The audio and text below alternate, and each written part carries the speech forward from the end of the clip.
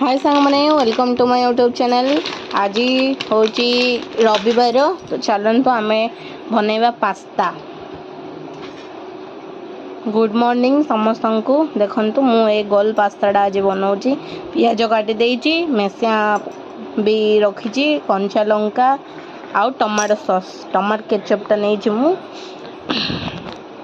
कड़े बसई देती कड़े पंच फुटण पकईदेली मु मेसिया जीरा बिरी जाई आउ कंचा लंका पियाज रसुण पकई मु रसुण भी जीरा सब मु नहीं जाइए और भाजीदेली भाजवा आम पियाज पकेवा।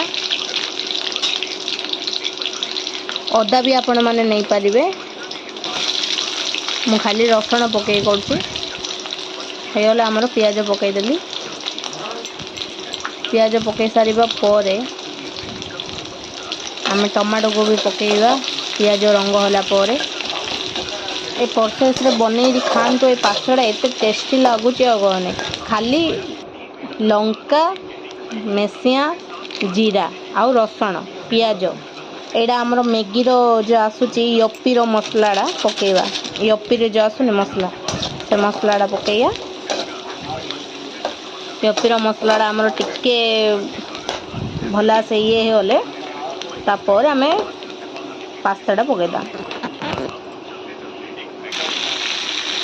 टमाटो सॉरी मु टमाटो नहीं टमाटो केचपटा नहीं ओके आमर पास्ता पड़गला सब गले दबा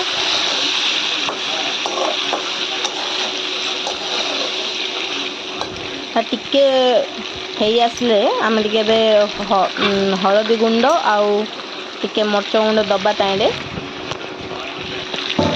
टमाटो सॉसटा पकईदबा से टिके पानी मरीगले आम टमाटो सॉसटा टे पकईदा। मुझे ही टमाटो आम बेसी खट्टा खाऊनु से मु कम टमाटो सॉस पकई मात्र एति ही पकड़ा दरकार। टमाटो सॉसटा आमर टिके होगला परे आम ए ब्लैक पेपर टिके पकईदबा ब्लैक पेपर पकई सारा परे मु लुण पकई सल्ट तापर हलदी गुंड टिके मरच गुंड पकईदा मसला गुंड आपण मैंने चाहे भी पकई पारे। पास्ता है रेडी एमती बन खातु लाइक करूँ वीडियो भल लगे कमेंट निश्चय करेंगे। Bye bye.